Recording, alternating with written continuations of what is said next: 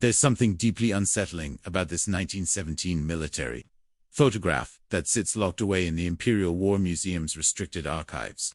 For over a century, historians have debated whether to make it public. The image appears innocent enough at first glance. 32 British soldiers posed for what seems like an ordinary group photograph during the Battle of Past. But when modern digital enhancement technology was applied to this century-old image, experts made a discovery so disturbing that it challenges everything we thought we knew about death, photography, and the supernatural. Professor Malcolm Jackson, a military historian at Cambridge University, was conducting routine archival enhancement work when he stumbled upon this photograph in 2019. What started as a simple digitization project quickly became the most haunting mystery of his 40-year career. The enhanced image revealed something that should have been impossible. Standing in the back row, third from the left, was Private Holland Thorne of the 2nd Battalion Royal Sussex Regiment. He's clearly visible, smiling slightly, his uniform intact, his face unmarked by the horrors of trench warfare. Here's the problem. Holland Thorne had been officially declared killed in action 2 months before this photograph was taken. His death certificate, signed by his commanding officer, Captain Robert Mills, clearly states that Private Thorne died on February 15, 1917. During a reconnaissance mission behind enemy lines, his body was recovered. His personal effects were sent home to his family. His name was carved into the Menon Gate Memorial. Yet there he stands, clear as day, in a photograph taken in April 1917. But that's not the most chilling part of this story. When Professor Jackson ran the enhanced image through facial recognition software, comparing it against military records, the results sent shockwaves through the academic community. The match was 100% positive. This wasn't a case of mistaken identity, or a soldier who merely resembled the deceased Private Thorne. Every facial marker, every distinctive feature, every small scar and characteristic matched perfectly with Holland Thorne's enlistment photographs. The implications are staggering. Either military records from 1917 are catastrophically wrong, or this photograph contains evidence of something that defies rational explanation. The investigation that followed would uncover a web of secrets, cover-ups, and inexplicable phenomena that reaches far beyond a single mysterious photograph. Let me tell you about Holland Thorne. Born in 1896 in a small village outside Brighton, he was the eldest son of a railway worker who had been injured in the Second Boer War. Holland grew up poor, but determined, working odd jobs to help support his family while excelling in school. His teachers described him as intelligent, curious, and fiercely patriotic. When Britain declared war on Germany in 1914, Holland was among the first to enlist, lying about his age to join up at 17. He was assigned to the 2nd Battalion, Royal Sussex Regiment, and quickly distinguished himself as a natural soldier. His superiors noted his exceptional skills in reconnaissance and his unusual ability to move undetected behind enemy lines. By 1916, he had been promoted twice and was considered one of the most valuable scouts in his battalion.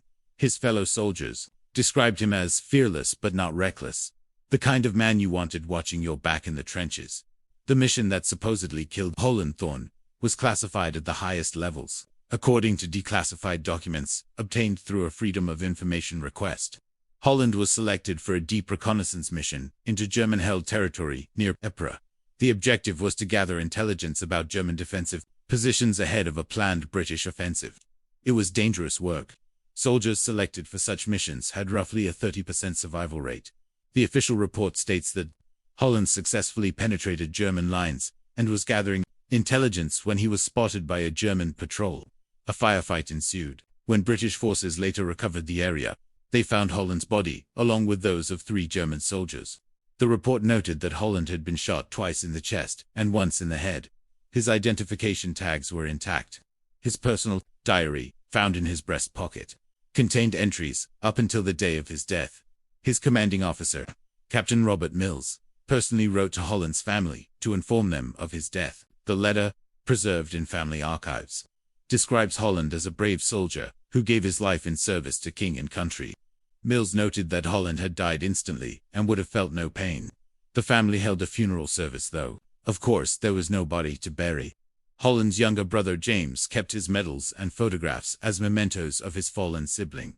So when Professor Jackson enhanced that 1917 photograph and saw Holland Thorne standing there, alive, and apparently, well, 2 months after his reported death, the implications were profound. Either the military had made a catastrophic error in identification, or something far more unsettling was occurring. The investigation that followed was exhaustive. Professor Jackson assembled a team of experts, including forensic photographers, military historians, and digital imaging specialists. They examined every aspect of the photograph using the most advanced technology available. They analyzed the paper, the chemicals used in development, the lighting conditions, even the shadows cast by individual soldiers. Every test confirmed that the photograph was authentic and had not been altered or manipulated in any way. The facial recognition analysis was repeated multiple times using different software systems. Each time, the results were identical. The soldier in the photograph was definitely Holland Thorne. The probability of error was calculated at less than 1 in 10 million. This wasn't a case of someone who merely resembled the deceased soldier. This was Holland Thorne himself.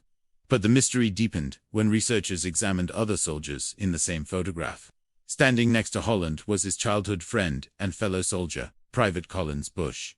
The two had grown up together, enlisted together, and served in the same unit throughout the war. Bush's service record was impeccable and well documented. He had survived the war, returning home to Brighton in 1919, where he lived until his death in 1967. When researchers tracked down Bush's surviving family members, they discovered something remarkable. In his personal papers, preserved by his daughter, was a letter written to his wife in April 1917. The same month, the mysterious photograph was taken. In this letter, Bush mentions posing for a group photograph with his unit. But then he writes something that made investigators' blood run cold. The strangest thing happened during the photo session. I could have sworn I saw Holland standing next to me.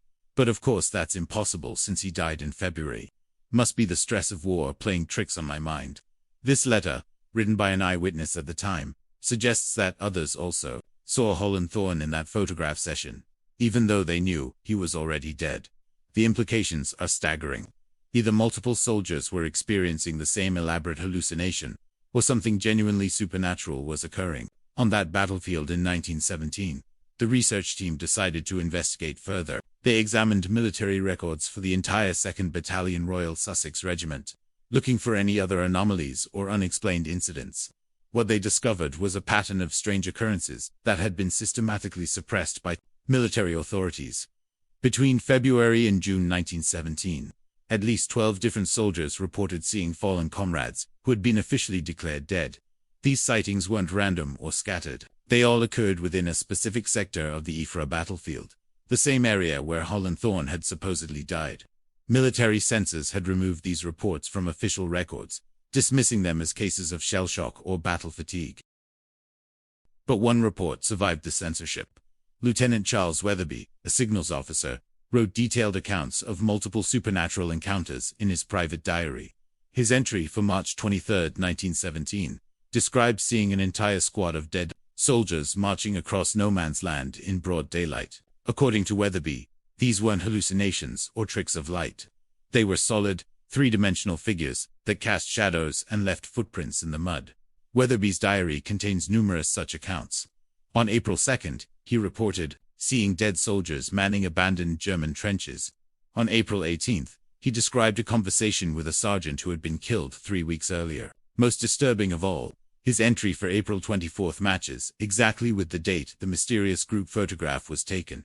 He writes, "Saw Holland Thorne again today during the photo session. He stood right next to Collins Bush, just like old times. No one else seemed to notice, or perhaps they're all too frightened to acknowledge what they're seeing." The pattern was unmistakable.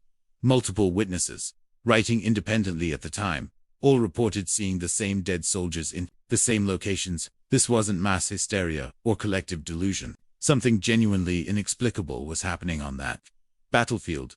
The research team's investigation expanded to include geological and environmental factors.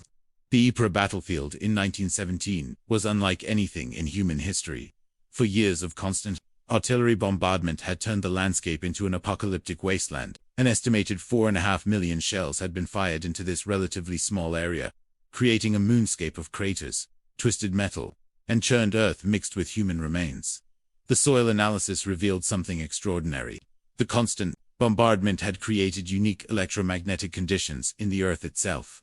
The combination of metal, shrapnel, chemical explosives, and human remains had created what one physicist described as a natural electromagnetic recording device. The theory suggests that the intense trauma and electromagnetic fields might have somehow recorded the final moments of soldiers who died there, creating a form of psychic imprint that could occasionally manifest under the right conditions.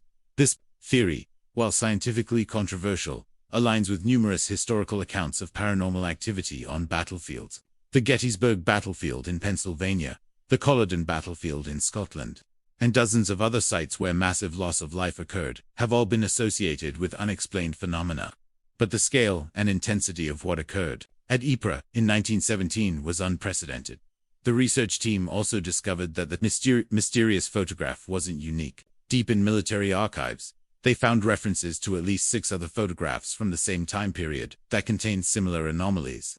In each case, soldiers who had been officially declared dead appeared clearly visible in group. Photographs taken weeks or months after their supposed deaths. In each case, the photographs had been classified and removed from public access. One particularly disturbing example involved a photograph taken in May 1917, showing an entire platoon of soldiers who had been wiped out in a gas attack 3 weeks earlier. The photograph shows them standing in formation, wearing their dress uniforms, appearing completely normal except for one detail. Their eyes are completely white, with no pupils visible. Military censors noted this anomaly, but could provide no explanation for it. Another photograph, taken in June 1917, shows a soldier sitting alone in a destroyed church. Facial recognition confirmed him as Private William Morrison, who had been killed by sniper fire 6 weeks before the photograph was taken. What makes this image particularly chilling is that Morrison appears to be writing in a notebook. Experts who enhanced the image were able to make out some of the writing. It appears to be a letter to his mother, describing his death in detail. The pattern of suppression was consistent across all these cases. Military authorities systematically removed and classified any photographic evidence of supernatural phenomena. Official explanations ranged from photographic errors to battle fatigue-induced hallucinations. But the consistency of the reports and the quality of the photographic evidence suggests something far more significant was occurring. The investigation took a darker turn when researchers attempted to locate the original negatives of the mysterious 1917 photograph. According to archive records, the negatives should have been stored in a climate-controlled vault at the Imperial War Museum. But when they went to retrieve them, the negatives were missing. The storage box was there, properly labeled and catalogued, but it was completely empty. Security footage revealed that the negatives had been removed. 3 days after Professor Jackson's initial discovery of Holland Thorne in the enhanced image, the person who removed them was identified as Dr. Marcus Aldrich, a senior curator at the museum. When questioned, Dr. Aldrich claimed he had no memory of removing the negatives and no knowledge of their current location. He suggested they might have been moved for conservation purposes, but no paperwork existed to document such a transfer. The disappearance of the negatives raised serious questions about ongoing cover-ups. If the photograph was simply an interesting historical curiosity, why would someone go to such lengths to suppress it? The timing of the removal, just days after the supernatural elements were discovered, suggested a coordinated effort to prevent further investigation. But the researchers had already made digital copies of the enhanced image, and their investigation continued. They expanded their search to include other military archives around the world, looking for similar phenomena in other armies and other theaters of war. What they discovered was staggering in its scope.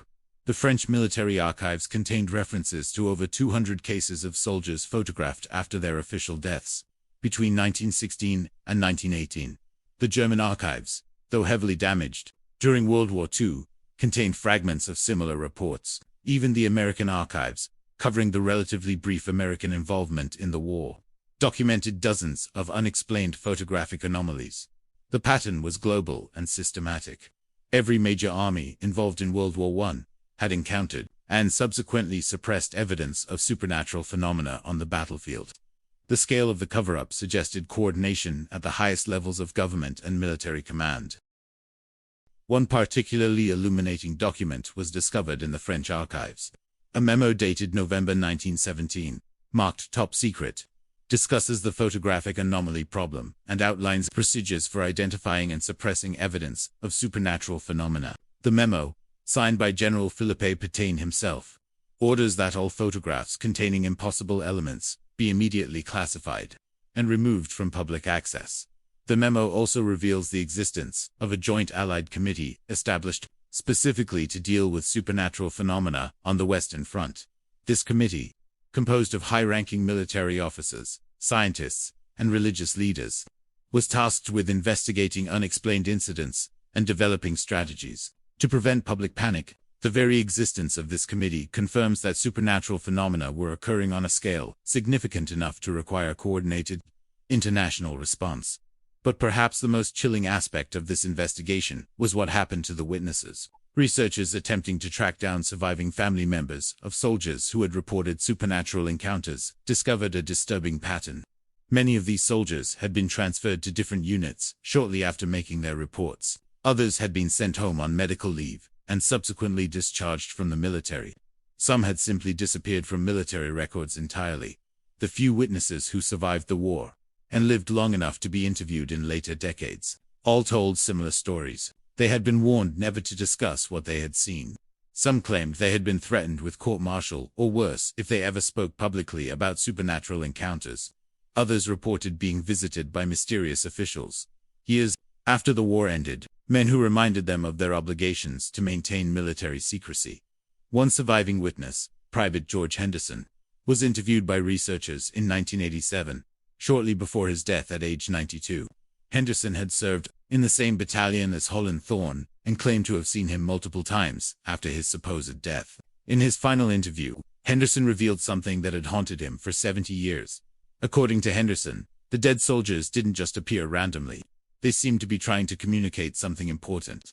Henderson claimed that Holland Thorne had approached him directly during the April 1917 photograph session and spoken to him. The message was brief but urgent. Tell them about the gas.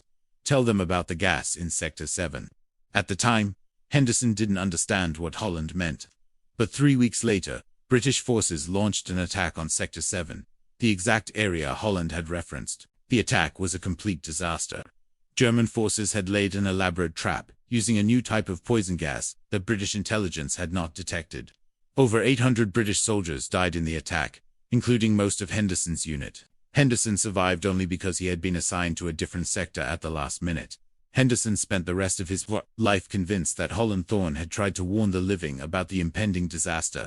But when Henderson attempted to report the warning to his superiors, he was dismissed and eventually transferred to a non-combat unit. The opportunity to prevent the disaster was lost. This raises perhaps the most disturbing question of all. If the dead soldiers were trying to communicate vital information that could have saved lives, why were their warnings systematically ignored and suppressed? The answer appears to lie in the fundamental worldview of early 20th century military and political leadership. The concept of supernatural intervention in military affairs was completely incompatible with the rational, scientific approach to warfare that had dominated military thinking since the Napoleonic era. Generals and politicians had spent decades developing increasingly sophisticated strategies based on logic, mathematics, and industrial production. The idea that dead soldiers could provide intelligence from beyond the grave was simply unthinkable within this framework. Moreover, acknowledging supernatural phenomena would have undermined the entire propaganda effort that sustained public support for the war. Governments had spent enormous resources convincing their populations that the war was rational, necessary, and winnable. Admitting that battlefields were haunted by the ghosts of the dead would have shattered public morale and potentially led to widespread refusal to continue fighting. The cover-up was therefore not just about suppressing embarrassing anomalies. It was about preserving the entire ideological structure that made modern warfare possible. The dead soldiers in those photographs represented a fundamental challenge to the rationale, scientific worldview that underpinned industrial civilization itself, but the evidence suggests that the supernatural phenomena were real and widespread. The consistency of reports across different armies, different battlefields, and different time periods indicates that something genuinely extraordinary was occurring. The photographic evidence, while limited due to systematic suppression, provides compelling visual proof that the boundary between life and death became blurred in the extreme conditions of World War I battlefields.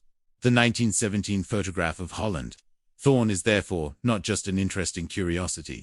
It's evidence of one of the most significant cover-ups in modern history. For over a century, military and government authorities have systematically suppressed evidence of supernatural phenomena that could have revolutionized our understanding of consciousness, death, and the nature of reality itself.